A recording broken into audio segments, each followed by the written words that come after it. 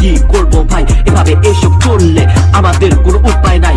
School থেকে শুরু করে কলেজ পর্যন্ত রাজনীতি, চারপাশ ঘিরে আছে আমাদেরই বদনসিব। আমরা সবাই চাই সুন্দর সমাজ, কিন্তু আমাদের আশা কি পূরণ হয়? সবকিছুর ঊর্ধ্বে থেকে কালো হাতেরই হয় জয়, হয় উন্নয়নের ক্ষতি, থেমে যায় জীবনের গতি। সবকিছুর অন্তরায় আছে এই দুর্নীতি। উন্নয়ন আর দুর্নীতি বাস্তব তো ভাই নয়, শিল্পে প্রতি বছর লোকসান অনেক টাকা হয়। সবাই মিলে এক হয়ে করি প্রতিরোধ অসম্ভব নয়। সঠিক মতো আইন হলে সঠিক জায়গায় টোপ ফেলে দুর্নীতি বাজরা এখানে সেখানে বসে বসে রোগ গিলে। আমরা সবাই মিলে যদি হই একটু সচেতন, চেষ্টা করি আনতে একটা নতুন পরিবর্তন। বসে বসে খবর পড়ে সমালোচনা করে যে, মাঠে নেমে সবার আগে ভয় পায় সে। একটু সৎ পথে চললে এমন কি আর ক্ষতি? সবাই মিলে যদি বলি তোমরা থামাও দুর্নীতি।